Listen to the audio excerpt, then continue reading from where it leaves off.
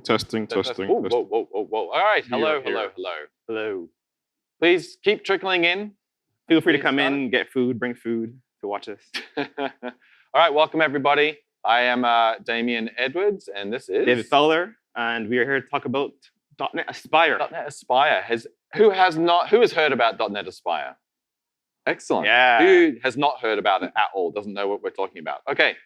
So code to cloud is this term that's kind of used inside the product team to talk about what can we do to build product to help developers take their code and get it to the cloud in a productive way. I won't say as simple as possible or as easy as possible, but we want you to be productive doing that. .NET Aspire is our latest effort, this time from the .NET team, to really try and focus on a cloud-focused or distributed application development for .NET developers. So I think internally we say 5 minutes to wow, right? Your 5 minutes to wow to the cloud should be a wow experience. All right, okay. I haven't heard that term. All right, so what is it? That's so many words. All right. .NET Aspire is an opinionated stack for building resilient, observable, and configurable cloud-native applications with .NET. It includes a curated set of components enhanced for cloud-native by including service discovery, telemetry, resilience, and health checks by default. Combined with a sophisticated but simple local developer experience, .NET Aspire makes it easy to discover, acquire, and configure essential dependencies for cloud-native apps on day one, as well as day 100 for new and existing .NET apps using .NET 8 or above. Yeah. That's like on the website, isn't it? you read the slide. This is impressive. I was like, I was going to gloss over it, but you read it out. I read it out. This is pretty good. Yeah. So we wrote this on the blog post, and it was like amazing, but it's also word soup. No offense to where it came from. I think I wrote it. It was your fault. Okay. I think I did. We did our 2-day workshop, and we got, I want to say, like 1,000 questions. And it was amazing because it helped us try to fine-tune and clarify the message. This is what it is, but it's really hard to explain to people from this pitch, right? So what is it really? Yeah, it's a stack that aims to make it easier for you to build .NET apps that go to the cloud. That's what it is. The word stack is in quotes for a reason. We're going to try and pull that apart today. Our main goal today is for you to go away with a much clearer and better understanding of what Aspire is. We kind of accept that it's actually quite challenging for us to define what Aspire is. And this is actually one of the reasons that we created a term. .NET as a term means different things to different people. If all the people in this room were to represent all the .NET customers or .NET developers in the world, about half of you would just be building client apps. And the other half of you are probably just building server apps. And there's a little bit of overlap. And then when each one of those cohorts, I can split you up further and further. You build WinForms apps, and you do WPF, and these folks over here do MAUI, and this folk here, WCF, et cetera, et cetera, et cetera. So .NET as a term is everything, which also means it's kind of nothing. And so when we want to talk about cloud-native development or distributed application development with .NET, we kind of wanted a term to narrow it down a little bit, as well as building a bunch of stuff that should make it easier. Right, and we sat in rooms discussing and arguing about what stack means. You think about LAMP stack, or what's the newest stack? It was the mean stack, or the LAMP stack. Where it isn't kind of one technology, it's kind of a mishmash of things smushed together. So we thought the stack term would work well for Aspire because we're taking a lot of existing tech and trying to build an end-to-end experience from it, right? So when you have to describe to your friends what Aspire is, the stack is super relevant. Yeah, it's funny though, because when you think about cloud-native stuff, like what is the cloud-native stack? Well, you could go to the cloud-native CNCF page, and you would think it's a stack with 150 components, because it's really, really, really quite diverse in things that label themselves or are accepted as cloud-native. The more buzzwords, the better, the more you get paid. So you throw in the Kubernetes, a Helm, a YAML, some charts, and then your salary goes up. Right. All right. Is this you? It's you. It's all you. All right. So how did we get here? So we've been on a journey now for 8 or so years building out ASP.NET Core, .NET Core, now .NET, from fairly low base. We rebuilt ASP.NET from the ground up. So how are we getting to where we are now? Well, the fundamentals that Aspire is built on are no different to what you were using before we announced Aspire. Okay, we haven't thrown a whole new platform at you. It's still Microsoft.ASP.NET Core. You build APIs, you build gRPC services, you build signaler endpoints.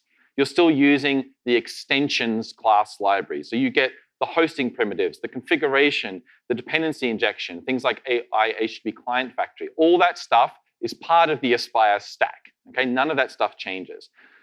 Then you get to some newer things. So like open telemetry support. Open telemetry support isn't technically new with Aspire. It's just that we're going to turn that stuff on for you by default. There are folks in the room, I imagine, who have done open telemetry before Aspire on .NET, but maybe it wasn't quite as nice or as easy as you thought it could be. Well, hopefully it's like turnkey now. And that's based on iLogger, Activity, and Meter. Those are .NET types. iLogger's been around for a long time. Activity's been around for quite a long time. Meter is fairly new, but they all represent things from OpenTelemetry. If you're building worker services, we've had that template for 5 versions of .NET now. You'll still be using that. Health checks built into ASP.NET Core, built into Microsoft.extensions. YARP, or our reverse proxy library for building configurable, customizable ASP.NET Core-based reverse proxies. You will probably end up using that in your cloud-native deployment using Aspire. Things like .NET SDK container build, the ability to take a .NET project and publish a container without a Docker file. Okay, that's now available in .NET 8. It was there partially in .NET 7. Much better support in .NET 8 for that. You will definitely use that if you're going to be building apps and using Aspire, and so on and so forth. So what is Aspire? It is some of new and some of old. So this stuff has been in the box the whole time, right? If you've been paying attention to the journey, we've been adding more features in every single release that are all cloud native. There was a talk done this year at Build by one of our PMs, Brady, and the club was about our journey to cloud native. And he just kind of showed features that were in .NET the whole time. But there's no name for it, right? It's not as though you're using a Spring Boot or an X or a Y. There isn't an overarching name to kind of bring the stack together. You're using ASP.NET Core and gRPC and worker services and YARP, and that happens to be your stack, right? So we're trying to frame it for you in a cleaner way. All right, so who remembers TIE?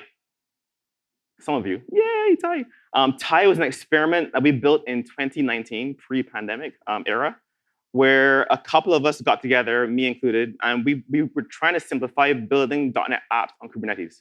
So we ended up with this experience where you have this YAML file, and the idea was if you're building applications in this model, you want to be able to run multiple things and model distributed applications locally.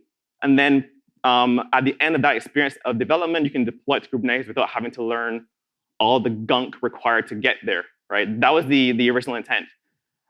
It was an experiment put out, and I think it was loved by many. It stalled for a while. It sat on the shelf.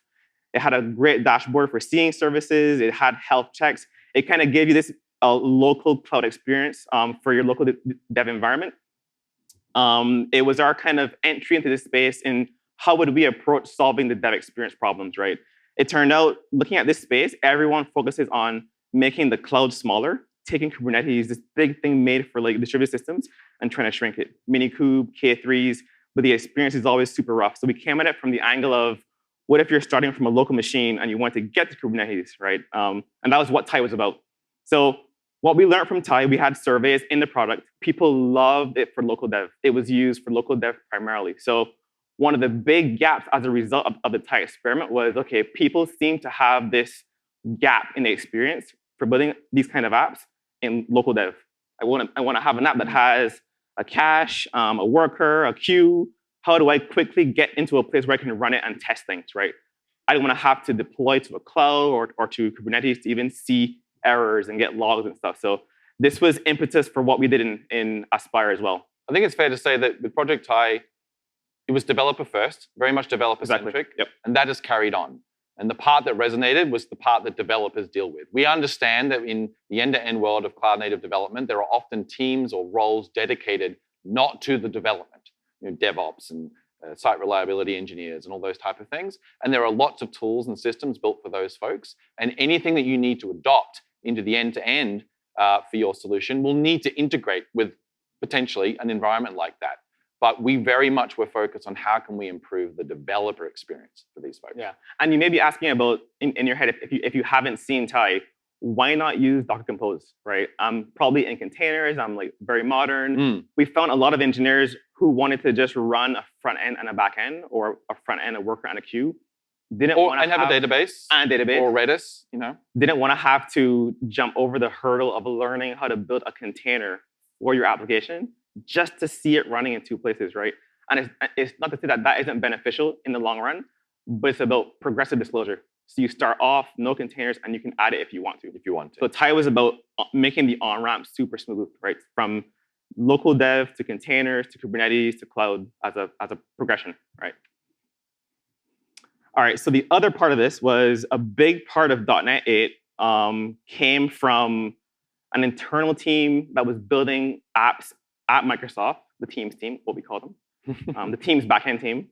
They were building high-scale services, and they ended up building a lot of really cool tech built on top of extensions and ASP.NET Core.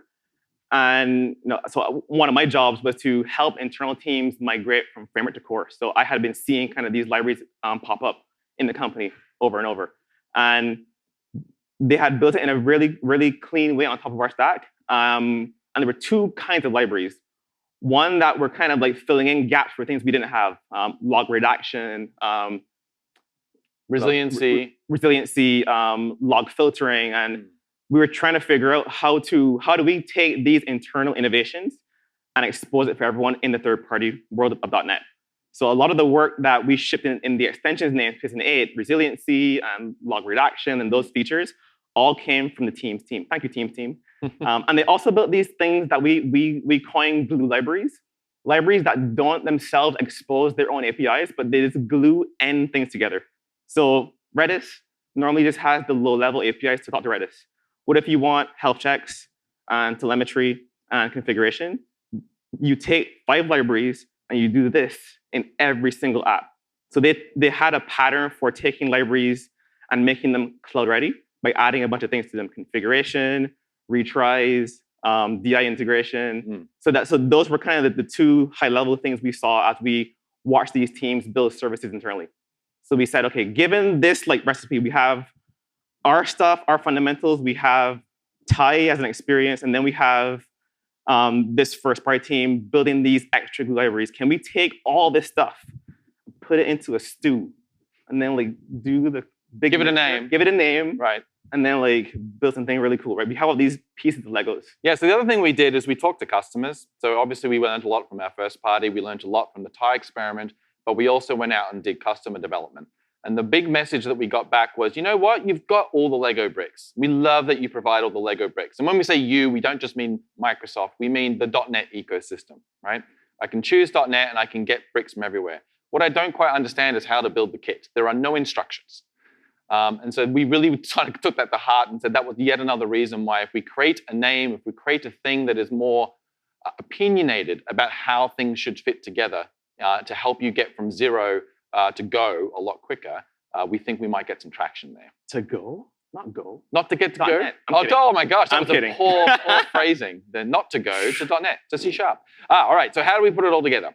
What else is missing? Service discovery. We need to be able to make it so that it's easy in your code to reference something else, a database, another API service that you own, a gRPC service, et cetera, and just reference it by a friendly name, not reference it by localhost : some hard-coded port that you then have to change when you deploy to the next environment and the next environment, okay? That's service discovery. It also includes things like client-side load balancing, ensuring that if that endpoint is broken, that it goes into a queue for a while to say, yeah, you're not allowed to be used, let me check you a little bit later on.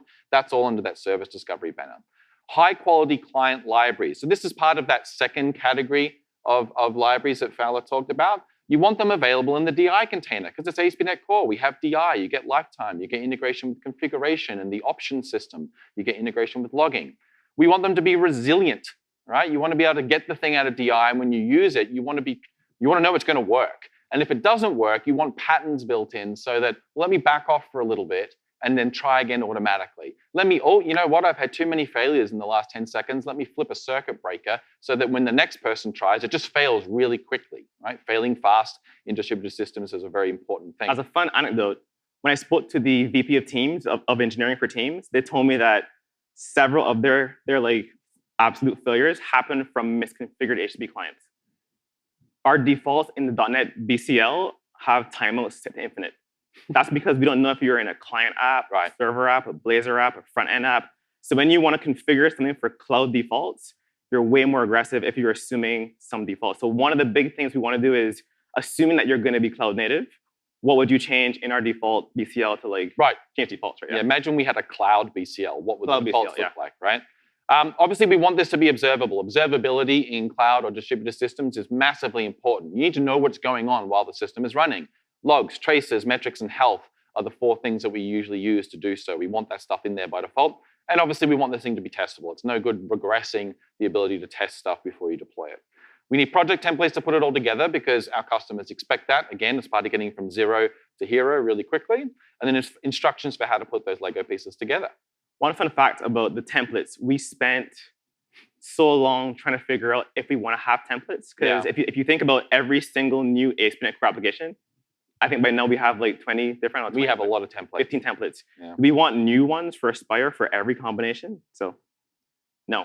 But we do have no was the answer, but we have templates. All right. What was missing? Well, we have those things. We could figure that out, but we needed to build some new stuff. So Fowler said before, Aspire is a combination of old stuff or existing stuff and some new stuff. What's new? We need the ability to run multiple services locally. Project Thai gave us a way to do that, right? You can configure things in YAML, you hit Thai run, and like 17 things spin up, including some stuff in containers, including your .NET projects, okay? You need to obviously be able to describe that then. You need to say what is local and what is remote. Just because you're developing local doesn't mean everything's local all the time. Sometimes you might be running locally, but you're connecting to a number of remote services or remote databases. And we can't be cloud native, obviously, without supporting some clouds. So we need to ensure we've got really, really top quality support for things like Kubernetes, Azure, obviously AWS, GCP, et cetera, et cetera, et cetera. We can't just come out and say, this works great on Azure and then just end the story. We understand that that's not the reality. We can. It's not good for .NET. We understand we can't end the story there. So actually, before we announced Aspire, we actually reached out to AWS, for example, their .NET team, to let them know what we were doing. And we're happy to say that they're involved. They're in the repo. They have submissions. And we're working with them and the community to build out their story as well as we build out ours. Who is on AWS? Raise your hand. And Azure? Oh, yeah. Where's my boss? All right, principles. Developer first. Build for developers. That's what we do. It's what we're good at. That's what we think we're good at. That's what we do in our team. We build for developers. It doesn't mean that we do not work in teams that have DevOps and SREs, but it's developer first. So we want to make sure that it is the main thing is for developers, but that it works in environments where you have other teams as well. So that's right. We want to build on our existing stack. I think we've made that point. We want to build new features into the right layers. So when we do have to build new stuff, we don't just say it's all going to go in the new area. We look at what we have already. We look at the layering of that set of technologies, and we make a decision about, well, we need a new thing. Does that belong in ASP.NET Core? Does that belong in Microsoft.extensions? Is this a new tool that we need to build? Or is it just a template? Or maybe it's just documentation, right? We have to make that choice every single time. It's a big advantage of owning the entire stack, where we can influence runtime, language, frameworks, libraries. So we have sent PRs to the ecosystem. We have sent PRs into .NET, so we kind of can do more stuff that way. Yeah, this fourth point is a huge one. And a lot of time, a lot of things that you and I spend a lot of time working together on, which is the stack has to obviously work well together, all right? It's quite easy to build an end-to-end system that works well when you use all the pieces. But what's harder is to build a system that is somewhat modular or layered in its design that still works if you only choose to use some of those layers. Because for whatever reason, the end-to-end isn't just a drop-in for you, because you have a more realistic environment with more other technologies that you need to be able to work with. So it's related to the build new features and write layers thing, but it's also a very much a big part of our job in terms of being product design is figuring out how do we build an end-to-end that it still works if you only adopt the pieces that work for you. More glue, less abstractions is another thing that contributes to that. Think of a lot of the things that we're going to talk about is integration rather than new platforms that we're asking you to move to. Okay? And then lastly, we want to contribute to the community where we can. So if we identify a gap in our existing story, and then we look to the community, the .NET community, and see that there's already an incumbent thing that everyone that is using and is successful, we would prefer to use that if we can. We would prefer to incorporate that into the stack. And because it's not a platform where Microsoft owns the platform, it is a stack comprised of different things, that becomes a lot easier for us to do. And the example of .NET 8, Poly. Yeah. Was something that happened during .NET 8 in terms of us taking dependencies on that from new packages from Microsoft. And then in Aspire, things like the ASP.NET Core Health Checks project, which is a very popular project on GitHub. We were like, why should we rewrite all these health checks? They're perfectly good. Let's just talk to the owners of that and let them know that we would love to use their stuff and make sure they're cool with it. And then we just bring that into the stack as well. So that's what we did. Yep.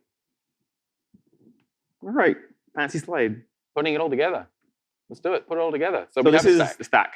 Yeah. Stack has a couple of pieces. I think we kind of spoke about them at a very high level. Orchestration, what we call Aspire components.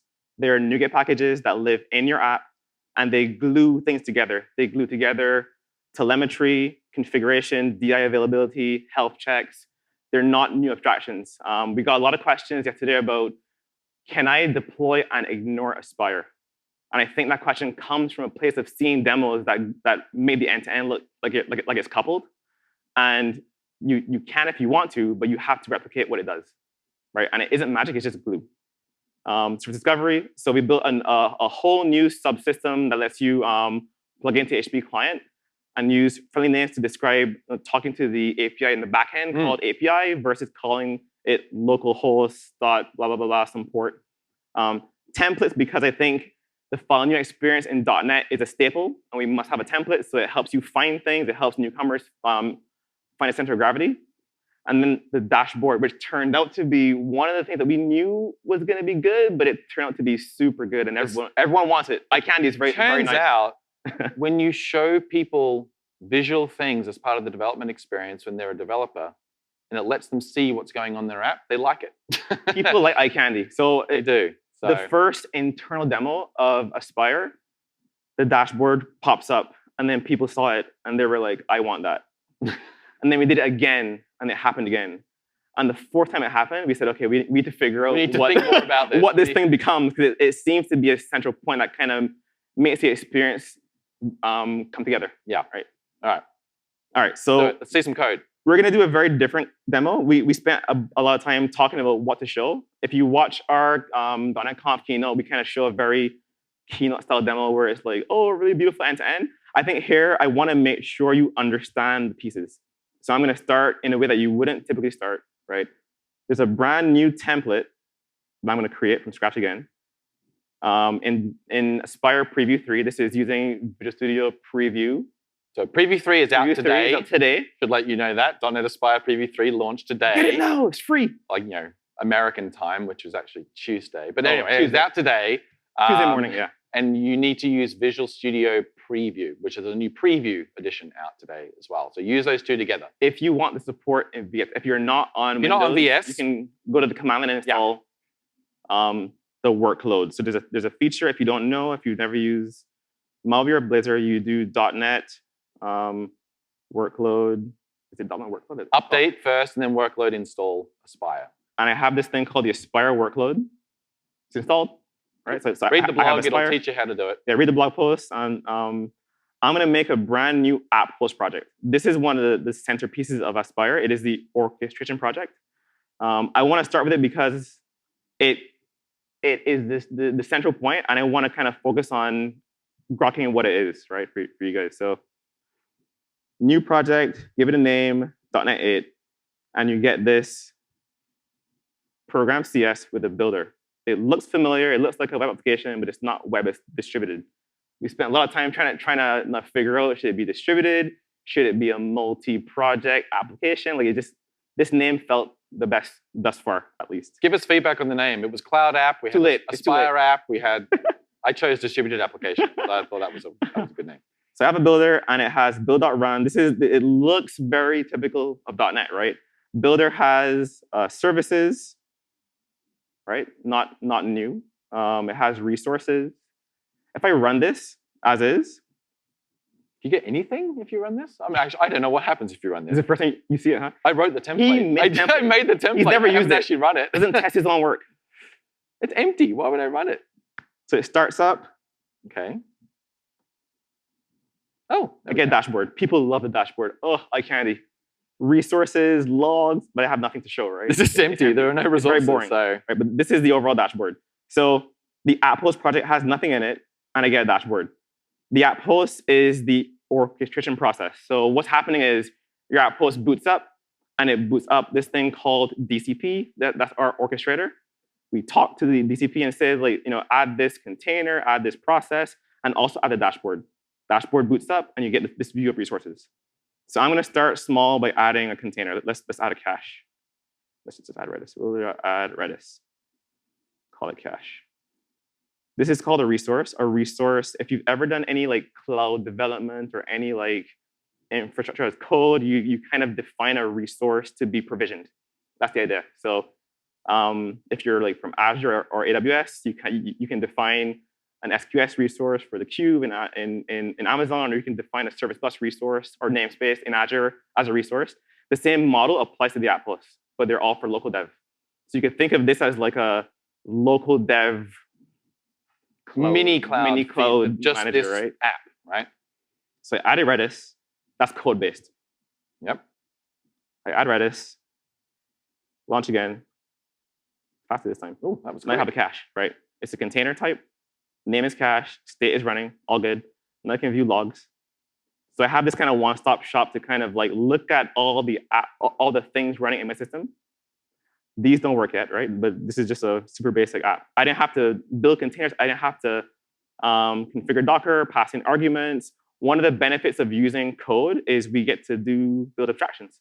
So add Redis does all the things you would think under the covers. It adds a container, but it picks the defaults for you, so you don't have to know ahead of time. You can choose when to opt into more complexity, right? So you start off saying, "Give me a cache," and then when you get more, when you learn more about the actual under the covers, you can say, "I want to pick this tag, this image, this registry." So there's a progressive disclosure, right? But you can get up and running really quickly. I didn't have to put a port or a network or anything. It's just right. So by default, it'll just it knows the default port for Redis, and it will pick a random port on your machine that has no conflicts. Okay. And it will show you the port in the UI. So if I look at the UI, question. It does. The question was, does the console log support anti-escape characters? And the answer is yes. We do. Yeah, we did that. iCandy. People love the iCandy. So here's the info for the container. It uses the Redis image latest. We're still discussing what default should be. Do we pick a version or do we pick latest? We'll figure out. Here are the ports for the container. Here are the exposed endpoints you get. Environment variables. So you can kind of observe what happened, and then you can tweak as you like gain more knowledge of what's happening.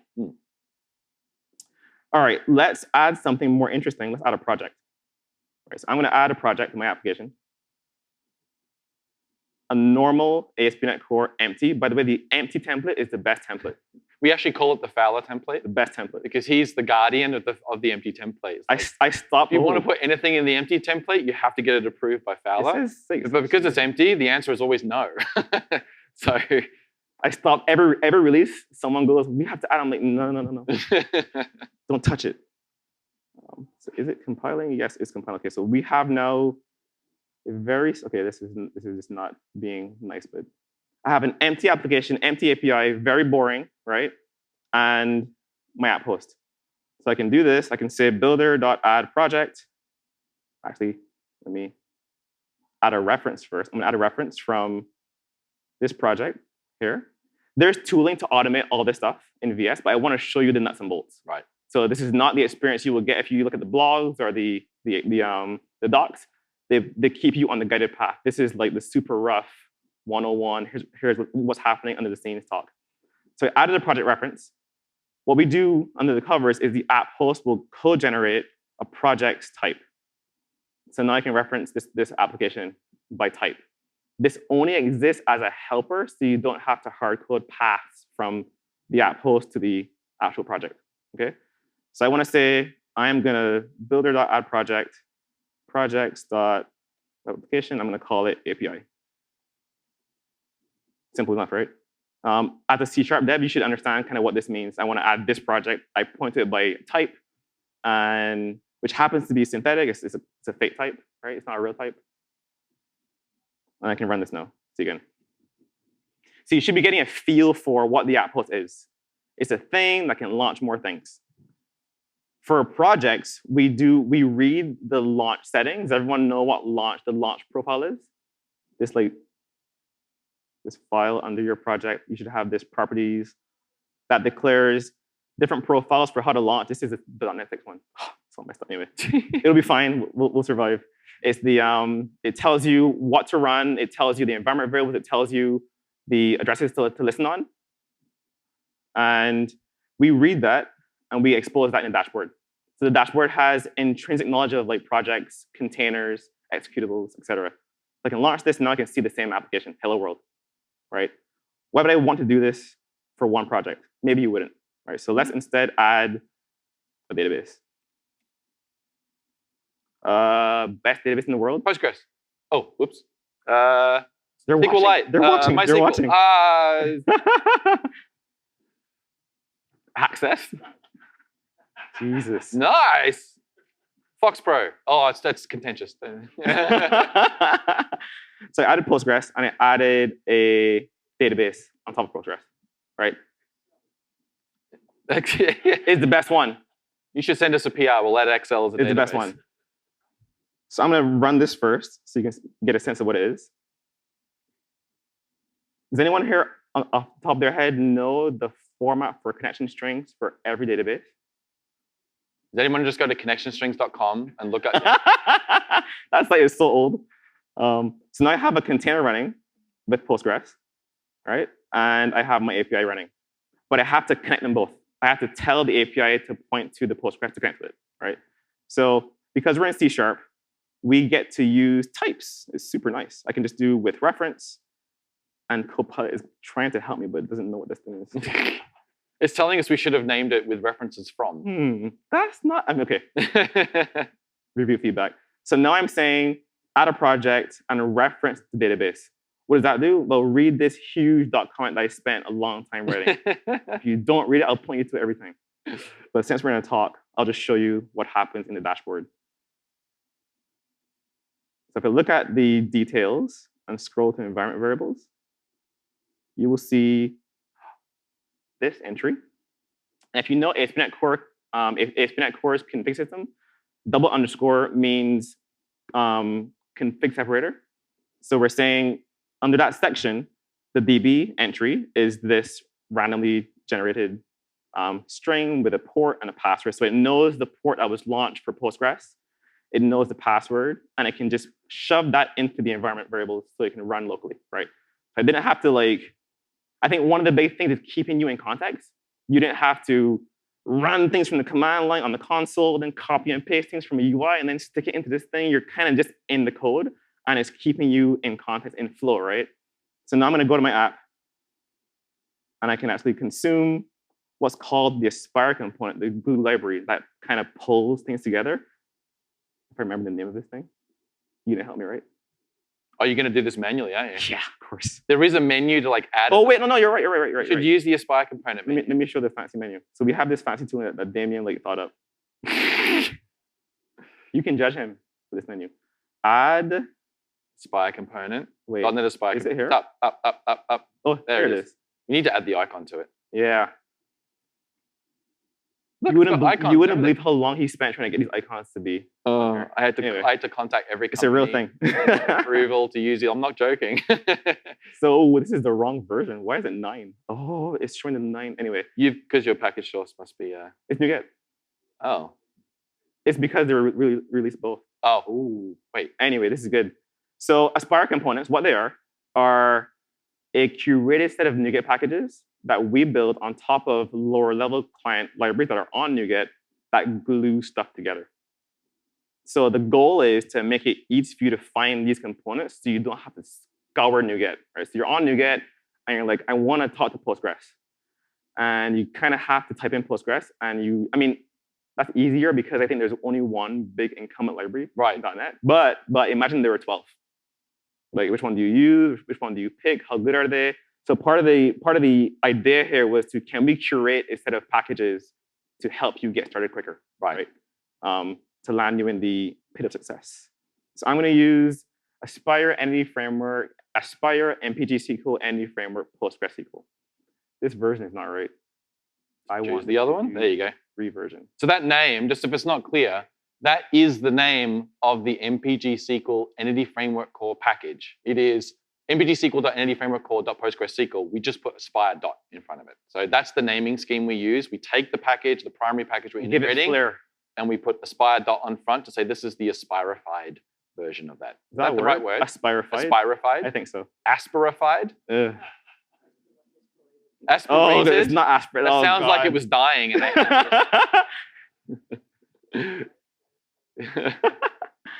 All right, so I added the package. I like to think that we're turbocharged, not naturally aspirated, but anyway. So I have the package in my application. So this is my first runtime dependency on Aspire, right? So before we were in this separate project in the app host in space, and now we're going to build like a separate app in the API itself. So I'm going to call add mpg SQL DB context. We have these helpers that make it easy to wire up EF things, non-EF things, low-level things. But the intent is you call a single method, and it wires up health checks, configuration, telemetry that you don't have to think about. And you get it by default. So I am going to create a DB context. Let's see if Copilot will help me. I'm just going to call it entries, DB context, maybe app DB context. If I could type. I haven't like coded in 4 years. Okay, don't judge me. This is supposed to be DB context options of app DB context. I'm so lazy. Oh. Still the code review. Nice, not bad. Things, okay. Thing, okay. Oh, this is awesome. I don't have to do anything. All right, it's pretty good. How long until we don't even have to come to the conference? We just put like. So here's the important part. What do I put here? How do I get information into my app? Anyone have a guess? The just DB. Why? Was that intuitive? It's the name you set in the app host project. All right. Excellent. So let's look at this. So this is super important. This is very important. This is like the most important thing. Pay attention. Everyone looking? So this DB, this name is relevant because it is the connection string name for the config being passed into the application. So the thing that connects Aspire components to the app host is configuration. It is not a tight coupling. It is very loose. If you were to provide the same connection string and configuration directly in app settings JSON, in user secrets, in environment variables, this would just work. It would just work. So this is what we mean by saying the stack it works well together because we make the shape of the app host, match the shape of the application, but it isn't coupled. Right? So the goal is the end-to-end is beautiful, and you can deploy to Azure, and you get this end-to-end that's super nice.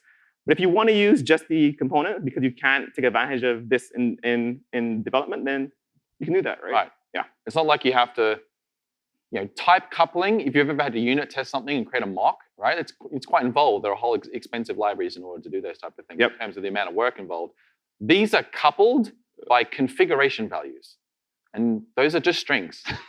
They can go in the environment variables. They can go in app settings.json. That's all it is that couples the app to whatever the app host is setting with regards to these resources. A super good function. We're going to create the database on every single request. That's how you know it's there. That's how it's reliable. Oh, yeah. This has to be random. Was it string? I want dashes. I'm not going to type anything. Boom. Is that it? You're going to return them? You're going to return all of them? You're right. Or create another one to return all all? What are you going to do? Whoop. Oh. Okay. All good. Demo over. All right. So I can run this now. Control F5.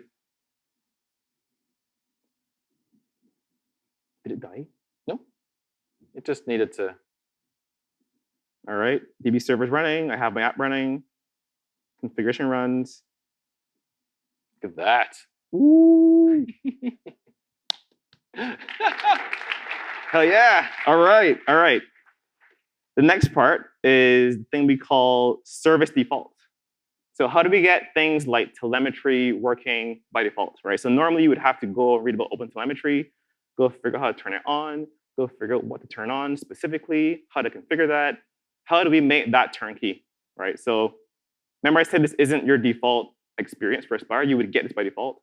I'm going to add what we call the service defaults project, the most controversial project on the planet. Service defaults. Is it controversial? I didn't know it was controversial. Okay. to me. Oh, to you. All right. Me. So now I'm going to add so I got this project called service defaults. It's a class library. And this project's job is to be the shared conventions for all of your services. So anything cross-cutting, telemetry, resiliency, health checks, you probably want the same endpoints. You want the same configuration. You want the same baseline. You're setting a floor for all your services. And this class library has like a couple of methods you can call in your application that configures telemetry. So as an example, here's the open telemetry configuration. Turn on logging, include scopes, include formatted messages, add the meters for .NET. Oh, this one. That one. Add it for hosting, Kestrel. How would you know to find these things? I'll tell you how. Docs. Docs and digging. Maybe ChatGPT. Maybe you can ask the LLM like what to use for your app. But the intent is to have a baseline here so you can kind of like know what we're going to do by default and then learn more, right? Same for health checks. Here is your health check endpoint. We spent a long time like trying to figure out what the name should be. Alive 1, so don't judge. Health and Alive. And a Prometheus endpoint, if you're super advanced and you're already using Prometheus and you know what that is. And then we configure this thing, which is very special to us, called the OTLP exporter endpoint. Who knows what OTLP is? Not OLTP. OTLP. Different things. No one. Good, because it's super new. OTLP is the Open Telemetry Protocol. It's a gRPC or HTTP protocol that is standard now in industry for sending metrics, traces, and logs to some endpoint. So what you'll see over the next 5 years is every APM vendor, so New Relic, Datadog, App Insights, all those things will have an endpoint that is standard. So you don't have to have an SDK for each of those places. You can just use the generic OpenTelemetry SDKs to send information to those endpoints. That's where we're heading. Right? So we're Aspire, luckily, being invented in 2024, we get to be like, we don't have to invent anything. We can just use the standard, right? It's just there. So your app is configured to point to an OTLP configured endpoint. This is a standard variable that is used by everyone. We didn't create it. And we will start pushing stuff to your application. So how does this get wired up? So in my application, I come here and I just builder.add. Oh, haven't added the reference yet? I have to add a reference to it. You can drag and drop it, you know. You can just pick up the project, drop it on the dependency. Thank you, David Keane. Amazing. Did you know that? You're welcome. Add service defaults, right? There's two calls. Add defaults, and then there's another one called app.map default endpoints. The reason this is code in your app and not a library is because we think that you will have your own conventions that are for your team, your company, your organization. We'll say you must use App Insights by default for every application. Therefore, you want to uncomment this piece of code here and make it App Insights. You have to use CloudWatch. You have to use blah or blah or blah. Like this is a pattern for you to use for your own services, right? The code in here, we're hoping to make it smaller and smaller, but the pattern is consistent. Shared project by all your applications in your app host. Okay, now I added that magic call. Let's see what happens.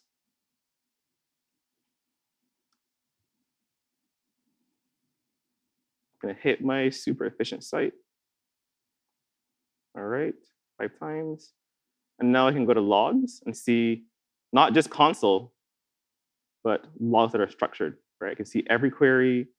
I can see all the information about the logs. It's a super small screen. Let me attempt to like make more space that's minimal. You can see all the pieces, the ID, the event name, the elapsed time, etc. But the view that wins everyone over is this view. I see every request, and then I can see every operation that happens to my Postgres server from the API. So when we first saw this, what happened was we had one of our PMs go off, and he was like, we should build our own dashboard, and I was like, no, we shouldn't. We should just use the thing. And then he just showed this one day, and I was like, okay, you're right. You were right. Yeah. You're right. You got me. This is not a new feature in ASP.NET Core. It's just we are turning all the lights on and putting it all together, and it just makes the and giving you a view. Giving you a view. This is one of the stumbling blocks to getting to a nice observable distributed traces metrics system today is like you have to pick the pipeline that you're going to use. There's very popular sets of choices, Grafana, Elk stack for logs, Elk, and Jaeger, and like, well, I don't know, which one should I use? I have to go and learn all that and make a decision. Or you pay a vendor for an APM SDK, and then you use their tools. You use Dynatrace, or you use App Insights, or you use Datadog.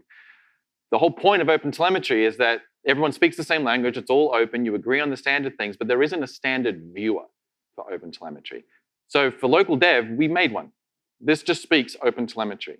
So we have examples of node apps plugged in that you code into the app host, you point it at the node app folder, it runs the app when it boots up, and then that node app egresses OpenTelemetry to the dashboard, and then you see it in here. So if you had an ASP.NET Core app that spoke to a node service or spoke to a Go service or whatever, as long as they're both speaking OpenTelemetry, and you set that magic environment variable, the OTLP exporter thing, on both of them, they'll contribute to this, and you'll get this lovely waterfall when they talk to each other. Yep. So cool. There's support for Dapper built into Aspire using the Dapper package. And the Dapper sidecar supports OTLP. So if you wire up Dapper into Aspire, you just get this beautiful end-to-end trace from app to sidecar to other service, and the whole thing just works. One of the strong reasons for having this is just knowing in the interlude while you're in dev, if I log this structure, am I having the right things appear in my end-to-end system? Do I have to deploy to prod to see a metric? Do I have to go all the way to the right to even understand if the thing that I just coded is working, right? So I think those were kind of the reasons for having this. There's also a view for metrics. You saw we added that call to add hosting and Kestrel and MPG SQL. So when you add these components and these defaults, you get this mishmash of like information from both components and from the app itself, right? So here's the active request, there's none. Here's like queued connection, duration, just stuff that's super important, right? So now you know your app is egressing the right metrics, and you can, in production, use something more complex to build graphs from these, right? Like you want to do a query and like say, I want to get alerts whenever this goes over some number. We aren't doing that, right? This is supposed to be, show me the raw data so I can decide how I want to munge or change it in dev time. So remember, developer focus. This is intended for you as a developer to see in real time what is coming out of all the projects and dependencies I've coordinated. It is not an APM system. It's not designed for you to deploy to production with a lifetime policy and have complex queries. It's not that. There are plenty of products for that. We're not building another one, right? Just pick one that you like. This is for you. Runs during the inner loop, .NET Run in VS Code, or you hit F5 in Writer, or you do it in Visual Studio. Like this thing will show up and you'll be able to use it. It will actually also be available as a container image. So you can deploy it into your environment if you want to, and point your apps at it.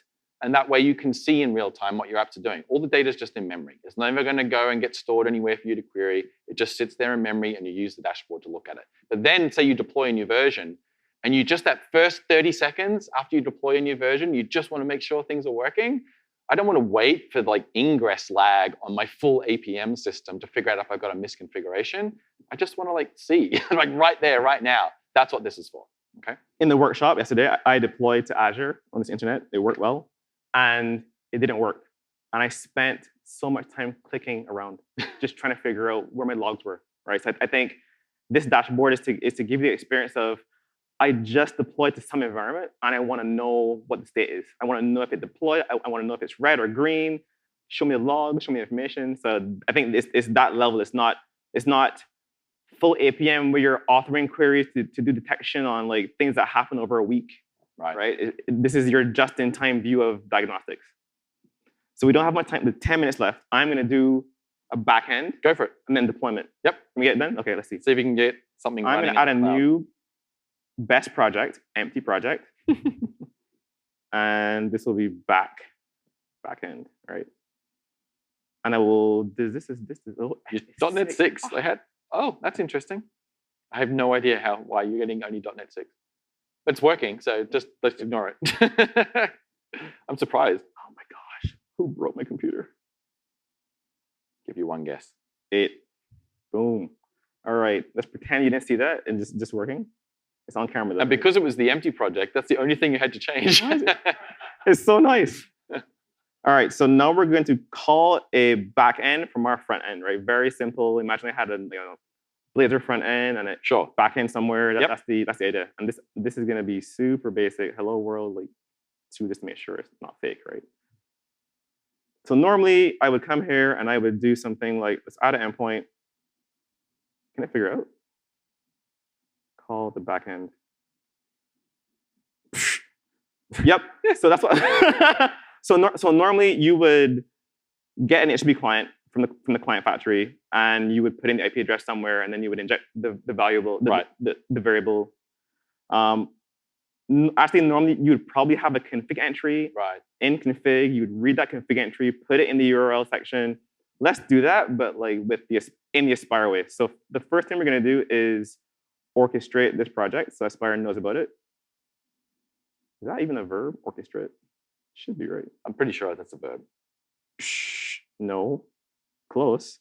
Backend. That's pretty good. Doesn't need the DB though. Got close. I have to add the reference to backend to make it happy. And then instead of calling with reference on that, let's say my front end talks to two things. Copilot is so interesting because you end up pausing to see if it will like jump in. Like, oh, there it is. Awesome. All right, so now I'm saying add this other project backend and then add it with reference from the DB and the backend to this API project. What did that do? Same pattern. It's injecting configuration of some sort to make this work. The schema is here. Go read my awesome doc. I'll just show you how it works. So here's the front end. And now I'm going to use our normal HTTP client factory, add HTTP client. And I'm going to say something like the name is going to be backend. In this case, the name actually doesn't matter specifically. No. This is just normal HTTP client. It's just local to this one project. It's just want to make that clear.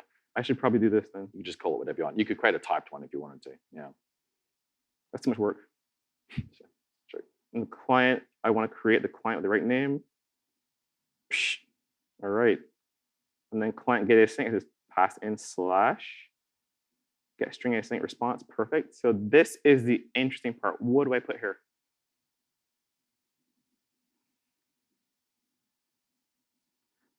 Why would this work? Are we like hooking DNS? Are we like changing your host file? Are we in your computer, just destroying it? There's a call in add service defaults, if you were paying attention, classroom, right here, that says use service discovery. This hooks into any HTTP client created and will rewrite the URLs based on config information, right? There's a whole layer of like providers that you can plug in. The last one being DNS. The first one is configuration. So the idea is I can go into configuration and use our default schema, services, : service name, and then a URL. And this system will work. Aspire just happens to do the same thing. So, right? So this system isn't tied to Aspire, but Aspire understands the system, if that makes sense. So this looks good, right, Damian? This should be good. Code review. Okay. Yeah, I think we're good. So backend should go to backend.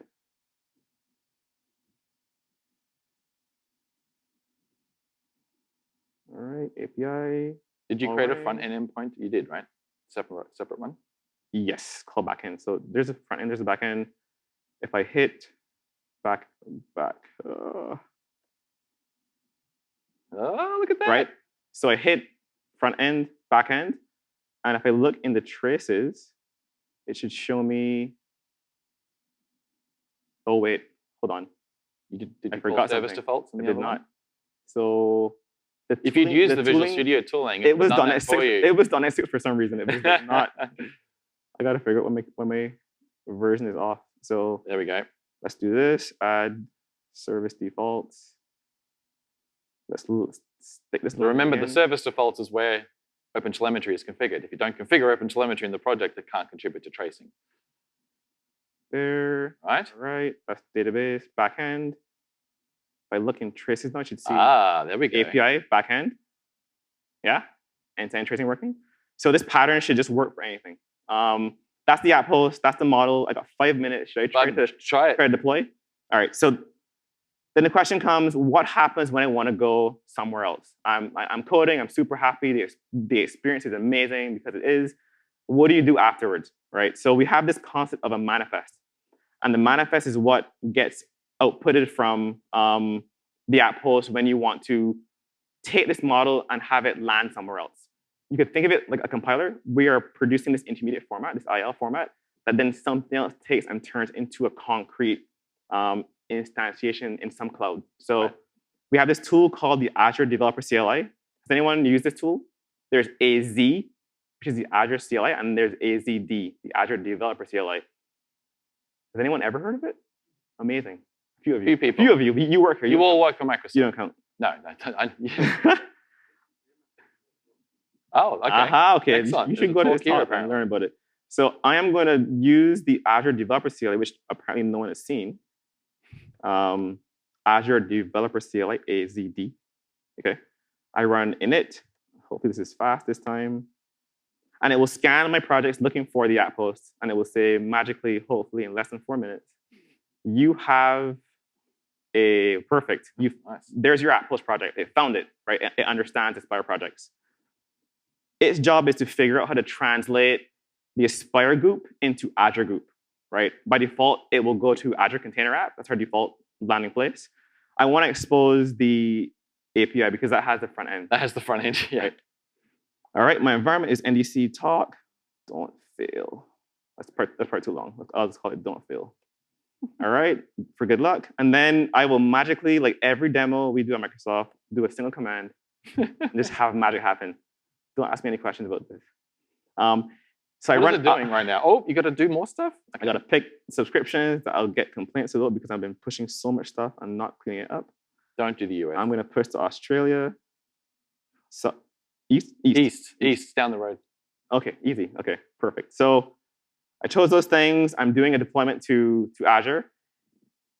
ATD is inspecting the app host, saying, give me the manifest. It takes the manifest, then it translates it into Bicep, the IAC infra as code format for Azure. Then it will deploy all those things to Azure. Then it will publish my containers, my projects as containers to registry. Then it will create revisions in ACA to actually make it be live and public. Including your database. Including the databases. So it's publishing the resource group, the registry. It'll publish the log analytics workspace. It'll probably take 2 minutes overall, which is the end of the talk. So I'll leave it running. I'll leave it running and skip to the slides because there's a little bit more, and then we'll come back and see if it's done. All right. So demo's good. Preview 3 is out today, yesterday, but today. Yes. Perfect. Clear, right? Australia's Wednesday, Tuesday, West Coast. Preview 4 is, we're doing monthly releases. Pretty much. So preview 4 is coming out, 5 is coming out every month. And then we ship before summer, but not summer here. Summer over there. Okay, so we won't tell you exactly when because we don't want to commit. Marketing won't like it if I tell you when. We'll give you a little bit. Start in the Australia. It'll be way too long. A sneak peek at some of the things we are changing in the app model just to make things clearer. There's a publish as pattern coming. So you may ask the question, what if I want to develop against a Redis locally, but then I want to publish as Azure Redis? Well, you call the method publish as Azure Redis, right? Same for Mongo. Let's say you want to develop as a container and actually publish the container for some reason. Who knows why, right? So we're trying to make it more expressive in the app host to say this is for running, this is for publishing, so you can kind of understand what's happening.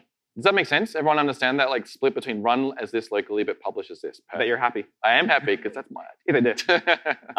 Parameters. You may want to tell us to point to a resource that's somewhere else. I have Redis somewhere else, in a cloud, somewhere on my machine. I don't want you to provision it. Just point to it. This is how you do it. You say add a parameter or add a connection string. What happens is during dev, it'll come from your configuration. And when you deploy, it'll be a prompt to say, please give me the inputs that weren't provided by config during dev, right? So you may have a secret or a key, and that may come from somewhere else. So this lets you kind of punch holes to say, in dev, use this, but in prod, leave a hole to fill in later on, right? ISC integration, this is the big one. We are changing, we want to interrupt with infra as code systems. Bicep, the example here is Bicep, but we want to support other ones.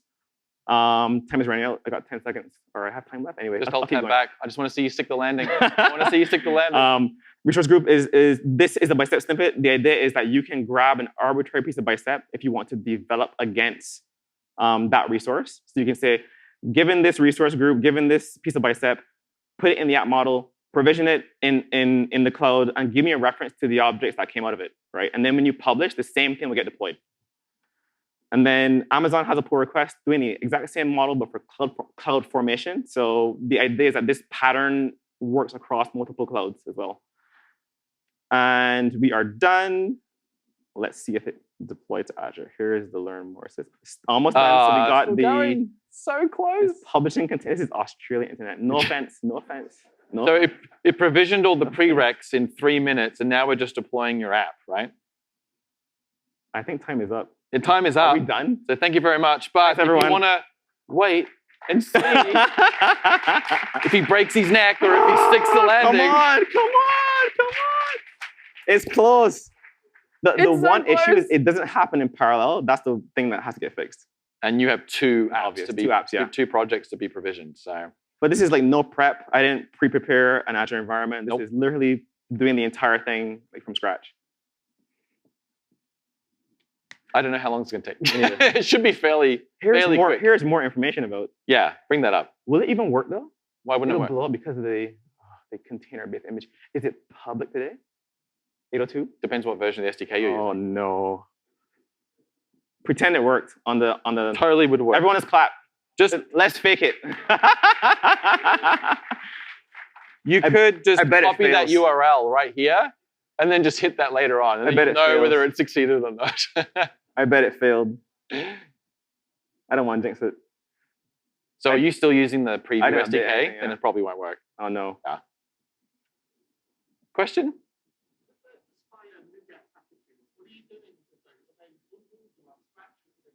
The question is, with the Aspire NuGet packages, how do we build those? Are they bundles like meta packages, or are they new abstractions? They're not abstractions, so they are integration packages. If you reference that package, look at what it references. It's referencing like 5 different packages. And then it doesn't create a new Redis client API that you have to call. It's just Stack Exchange.redis. You just do. You don't get left behind. And we will update those every month. Yep. And when it's broken. This won't work because of the image. I'm going to fix it. Hold on. Would Aspire also work with .NET Framework if you're The question is, would Aspire work with .NET Framework? The short answer is no. It very much targets .NET 8. But as you saw, he added a .NET 6 project in there, and like it launched it, because it doesn't have a framework level dependency for that. But as soon as you want to use service defaults and tracing, that stuff's all .NET 8 and above. So wait. Does it generate a resource group name? Does it generate a resource group name? Yeah. How does it know what subscription? So what happened is, you may not have seen it, when he typed AZD, it actually asked him what subscription do you want to use, and he selected it, and then what region, and then it generated a resource name just based on a convention. There will be ways to customize all that stuff. Cool. Whoever was next. Was it over there? If you map a volume for a container resource, yes, what does that become in Azure? Yeah, good question. Why are you asking us hard questions? We need to figure that out. Because it does depend on where you're going. So, like, obviously, each container, depending on where you host the container, it may or may not support the concept of mapping a volume mount. So yeah, we need to figure that out. We haven't quite figured that out completely yet. There's an issue we're thinking about on Azure, making it map to Azure files. Yeah. But we haven't. Doesn't work yet. So your volumes don't get preserved as you publish containers. Nope, that one back there I think was next. Thank you for the talk. That was great. Just my question about the Glue NuGet packages. Last time I had a look at the docs, there was not much about how those are created, what the standard sort of way to build these sort of packages. Yep. .NET Aspire is about standardizing, the experience for developers. What is the standardized experience for creating those packages? There's a doc. So the doc is in the repo, not in the learn.microsoft.com. So if you go into the repo, there's a markdown file that covers basically all the things that should be done or must be done to be in an Aspire component. The other thing that will mature over time is that right now we own all the official Aspire components. They're in this repo. We publish them to NuGet, etc. Anyone can create a NuGet package that complies with all the stuff, but you just won't show up in that right mouse click add Aspire component. But as you probably realized, that was just the NuGet dialog with a filter, right? Like you can just show it. Over time, we're going to figure out how can we make it a little more distributed so that other repos, other owners can have Aspire components and they show up in the experience, but that just won't be for version 1. Yeah, so here's the doc in the repo. Under components README, it kind of shows the patterns, the API, the examples, the naming conventions, config model. So we had a lot of our components came from third-party contributors, just looking at what we did and just mimicking the pattern. So we have one for Nats.io, and they just looked at our pattern and they figured out how to build a component. MySQL was external, kind of, Oracle was external. Yeah. Like we didn't write any of those components. They were pull requests.